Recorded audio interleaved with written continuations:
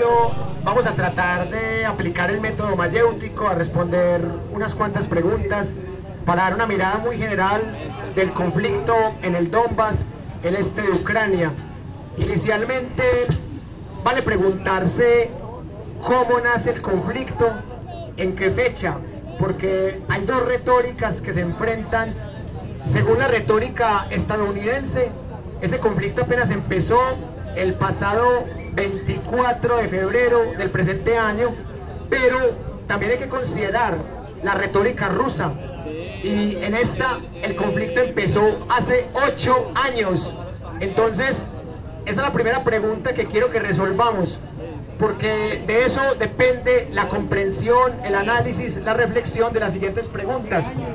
Esto tiene que ver con una pelea por la memoria histórica entre lo que era la Unión Soviética y lo que es todavía Estados Unidos de América.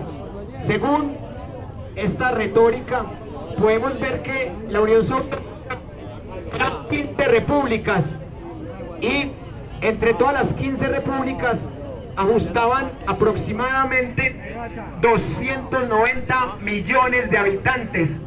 Entonces vemos que en este momento el último censo dice que Rusia tiene 144 millones de habitantes. O sea, podemos decir que si bien la Unión Soviética eran 15 repúblicas socialistas, Rusia en términos de población ya representaba prácticamente la mitad de la Unión Soviética. Por eso Rusia siempre fue la potencia militar y nuclear de la Unión Soviética, mientras que Ucrania se consolidó como una potencia económica. Entonces, ¿cuál es la pelea? La pelea empieza en esas retóricas en 1941, cuando Hitler decide traicionar a los soviéticos violando el tratado Ribbentrop-Molotov de no agresión entre nazis y soviéticos. Y acá vemos que esta traición se dio en junio de 1941, y esta guerra entre nazis y soviéticos se acabó en mayo de 1945. ¿Qué dice la retórica gringa? Que de no ser por ellos, los soviéticos no hubiesen vencido a los nazis. ¿Qué dice la retórica rusa?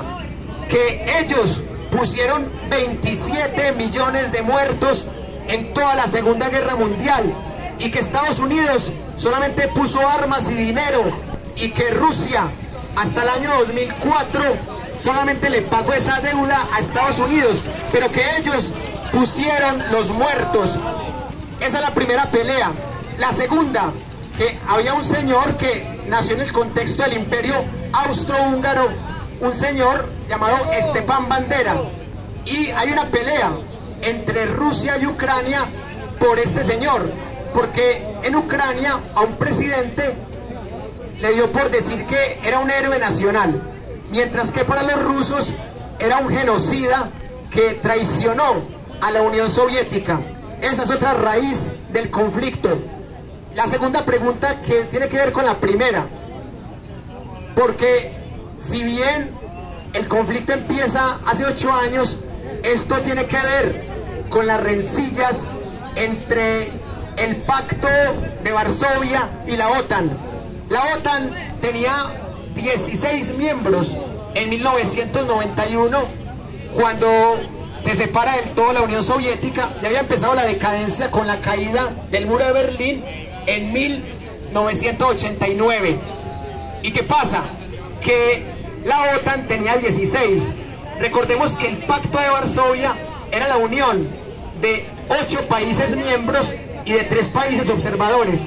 Los países observadores eran Corea del Norte, también estaba ahí como país observador la potencia de China, que sabemos que aporta muchos habitantes, pero también estaba ahí Japón. ¿Y qué pasa?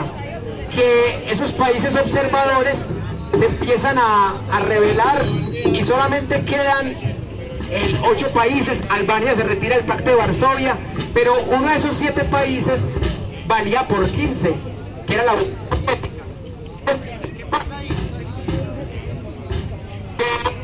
Soviética. Es prácticamente la mitad Rusia.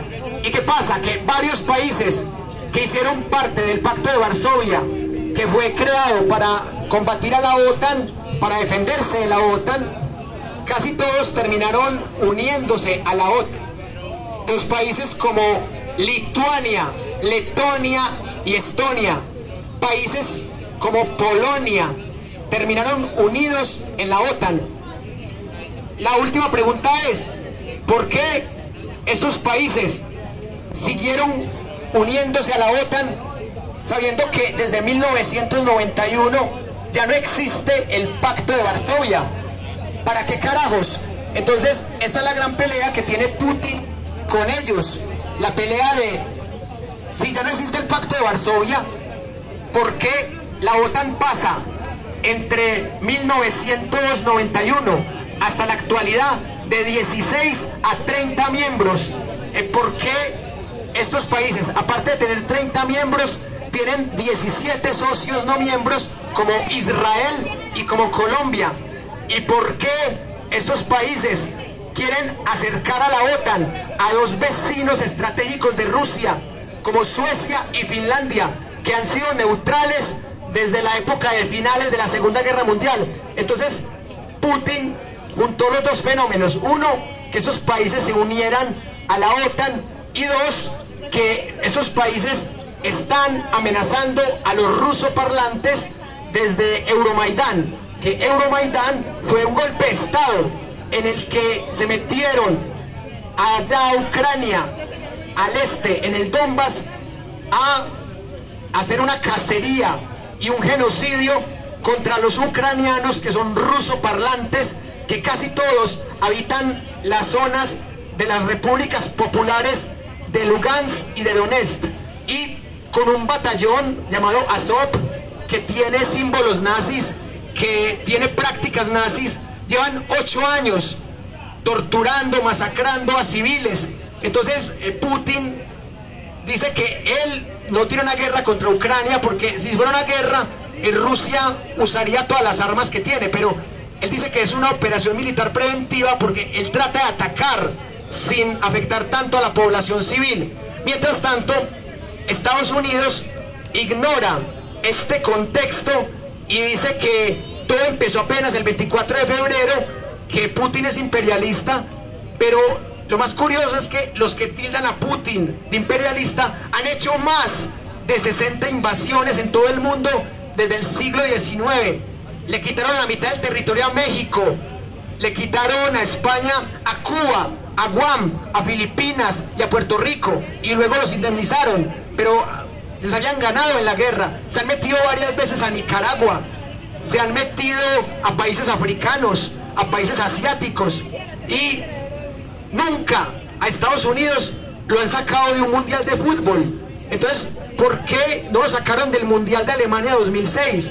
Si en el 2003 invadieron a Irak buscando armas de destrucción masiva y no encontraron ni mierda. Una teoría conspirativa que causó la muerte de 1 millón de personas. No significa que Rusia sea un conjunto de santos, pero es más imperialista Estados Unidos y los otros 29 de la OTAN y los otros 17 que son socios no miembros, que son patios traseros de Estados Unidos. Son más imperialistas esos que Rusia, pero a esos no los sacan de mundiales, no les hacen 6 paquetes de sanciones económicas.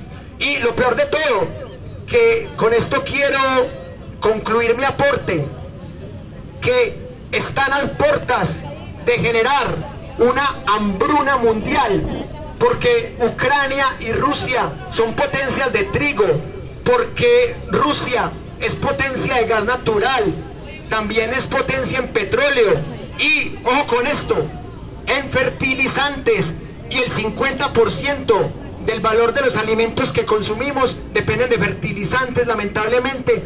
Y por eso Estados Unidos ya está en la peor inflación de los últimos 42 años, y ellos creyeron que iban a quebrar el rublo pero antes lo están valorizando, porque definitivamente Rusia no es cualquier enemigo. Tiene un aliado que se llama China, que vale por 30 Colombias, y mientras que los chinos comercien con los rusos, y mientras que la India no se meta a ese conflicto, mientras que haya países que sean neutrales como México, no va a ser tan fácil quebrar la economía rusa como han quebrado la economía cubana y la economía venezolana en las últimas décadas. Por eso quiero concluir mi aporte en este sentido, en que hoy más que nunca debemos unirnos en esta lucha contra el imperialismo, pero contra el verdadero imperialismo, que es Estados Unidos, un país que ha causado la muerte de millones de personas en todo el mundo y que se siguen pintando como los demócratas, los liberales, los policías del mundo, los que invaden a Irak, invaden a Libia, se meten en Siria hipócritamente y luego van a decir que el único imperialista es Rusia porque se metió en el Donbass, y sobre todo diciendo que Rusia es el único que tiene soldados que son terroristas, diciendo que los chechenos son los únicos terroristas y que el batallón Azov, que tiene símbolos nazis, que idolatra a Stepan Bandera, un tipo muy cuestionado, y que ellos se meten allá y que son los malos, pero que Estados Unidos es el bueno, el que hace justicia, el que sanciona. Entonces quiero ahí terminar mi aporte diciendo que hoy más que nunca debemos unirnos, porque Estados Unidos era el dueño del 50% del mundo hace 77 años.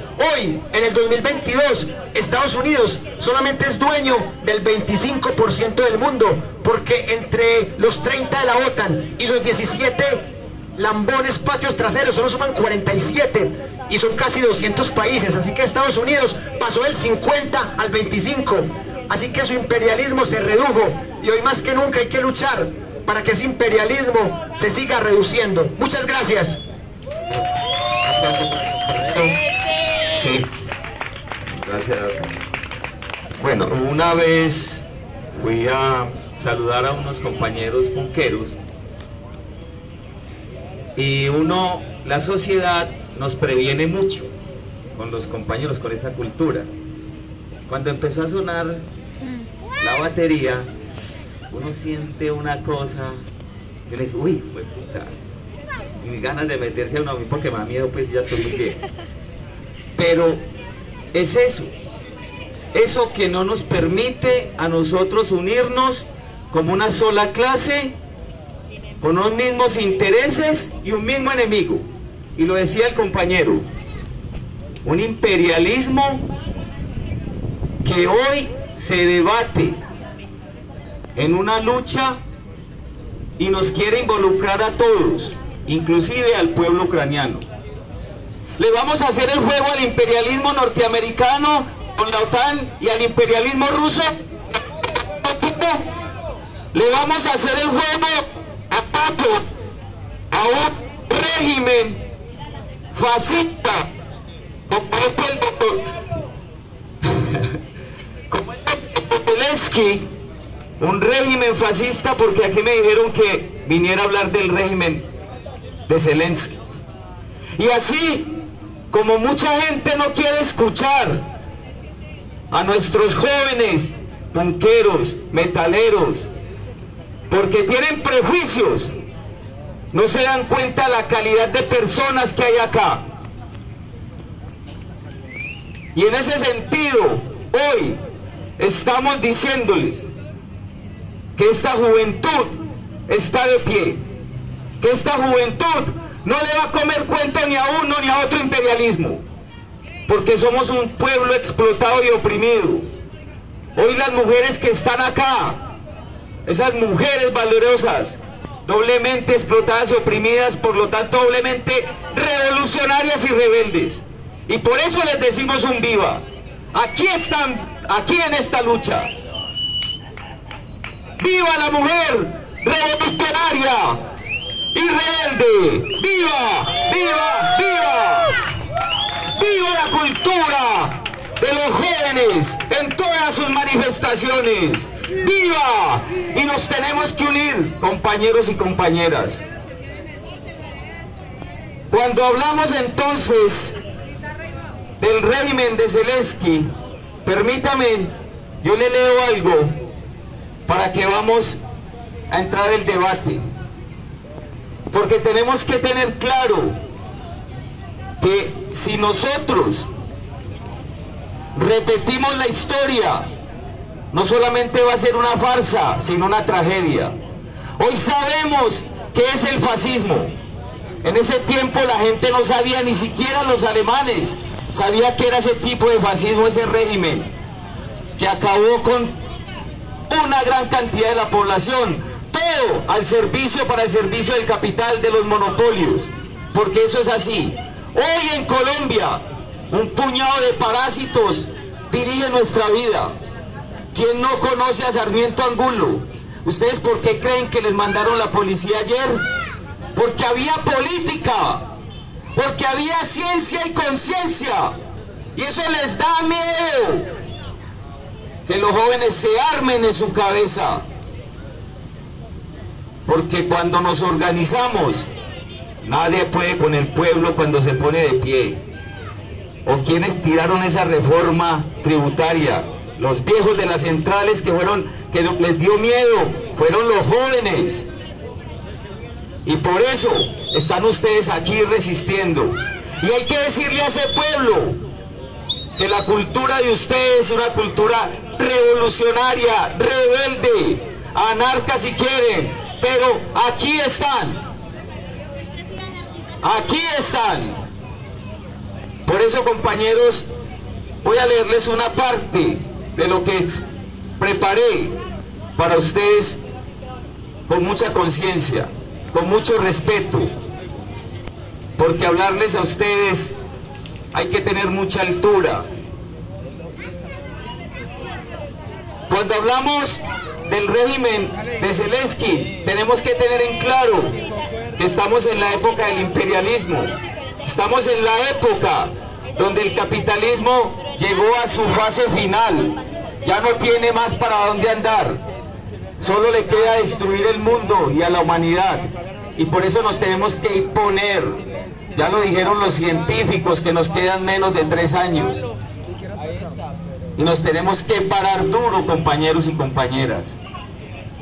El régimen de Zelensky es un régimen fascista y de colaboración con los imperialistas de la OTAN. Ante el reciente confrontación militar por parte de Rusia contra Ucrania, surgen muchas preguntas sobre el carácter del régimen que gobierna este último país. Evidentemente, Ucrania es un país capitalista oprimido por el imperialismo. De un lado, el imperialismo ruso, que busca accionar parte de su territorio, aprovechando el sentimiento y cariño y aprecio que muchos ucranianos tienen por la otra URSS, por la otrora URSS, que era la Unión Soviética, que decía el compañero. ¿Y quiénes instauraron la URSS? Los bolcheviques, compañeros. Y los de Vladimir Putin, que es un enemigo. De otro lado se encuentran el imperialismo estadounidense, como cabeza y socio de otras potencias imperialistas europeas, como Gran Bretaña, Alemania, Italia, España, entre otros, y que están agrupados en la asesina OTAN. Hagamos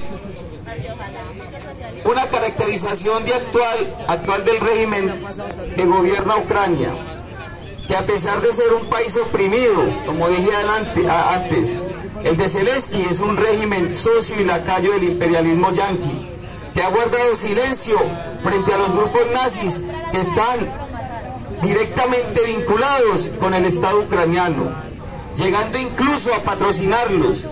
El de Zelensky es un régimen títere de un sector de la burguesía ucraniana, socia y lacaya de los imperialistas estadounidenses, y por lo tanto no se le puede considerar que sea una, entre comillas, burguesía revolucionaria o una burguesía nacional antiimperialista, con lo que el proletariado puede buscar alianzas temporales. No se puede, compañeros. Apoyar el régimen de Zelensky es un error, porque en últimas se estaría apoyando a una burguesía que permite la injerencia directa de sectores nazis en la administración principalmente militar del Estado ucraniano, y a la vez que es una burguesía arrodillada y socia de una facción de los imperialistas de Occidente. Hay muchas cosas más, pero no quiero alargarme esto.